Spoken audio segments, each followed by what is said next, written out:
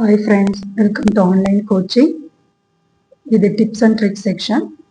இந்த tips and tricks செக்ஷனில் நம்ம இன்னைக்கு பார்க்க போகிறது என்னன்னு பார்த்தீங்கன்னா எக்ஸலுடைய டிப்ஸு தான்.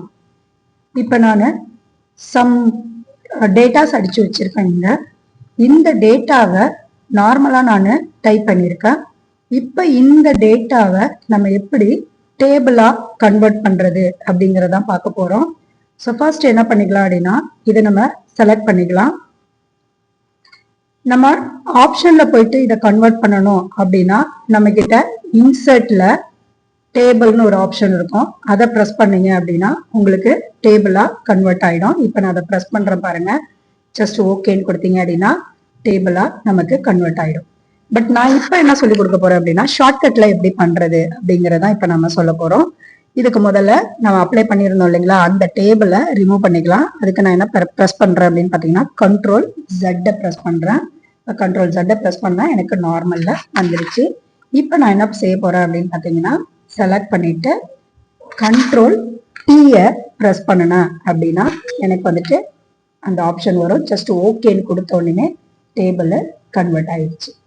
ஓகேங்களா, சரி. இப்போ இதுல என்ன பண்ண போறோம் அப்படின்னு பாத்தீங்கன்னா இதுக்கு சார்ட் போட போறோம். இது எப்படி சார்ட் போடுறது அப்படின்னு பாத்தீங்கன்னா ஷார்ட்கட்ல எப்படி சார்ட் போடுறது, நார்மலா எப்படி சார்ட் போடுவோம், செலக்ட் பண்ணுவோம், அதுக்கப்புறம் இன்சர்ட்ல போவோம், நமக்கு சார்ட்னு ஒரு ஆப்ஷன் இருக்கும், இதை நம்ம கிளிக் பண்ணுவோம். ஓகேங்களா, இப்ப நம்ம என்ன பண்ண போறோம் அப்படின்னா சார்ட்டை ஜெனரலா போட போறோம். அதாவது ஷார்ட்கட்டை யூஸ் பண்ணி போட போறோம். இதுக்கு என்ன செய்யறோம் அப்படின்னு பாத்தீங்கன்னா Alt F1 கீபோர்ட்ல பிரஸ் பண்றேன். அந்த டேட்டாவை செலக்ட் பண்ணிருக்கேன். Alt F1 கீபோர்ட்ல செலக்ட் பண்றேன். இப்ப பாத்தீங்கன்னா நமக்கு சார்ட்டிங்ல வந்துருச்சு.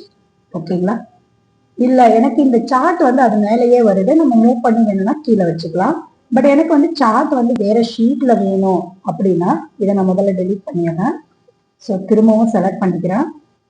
செலக்ட் பண்ணிட்டு இப்ப நான் F11 ப்ரெஸ் பண்ண போறேன். கீபோர்ட்ல ஃபங்க்ஷன் கீழே இருக்கிற F11 ப்ரெஸ் பண்ணோம் அப்படின்னா நமக்கான சார்ட் தனியா ஒரு ஷீட்லயே வந்துட்டு பாத்தீங்களா. இப்ப நமக்கு டேட்டாஸ் வந்துட்டு வேற ஷீட்ல இருக்கு, சார்ட் வந்துட்டு வேற ஷீட்ல வந்திருக்கு. இந்த வீடியோ உங்களுக்கு பிடிச்சிருக்குன்னு நினைக்கிறேன். தேங்க்யூ.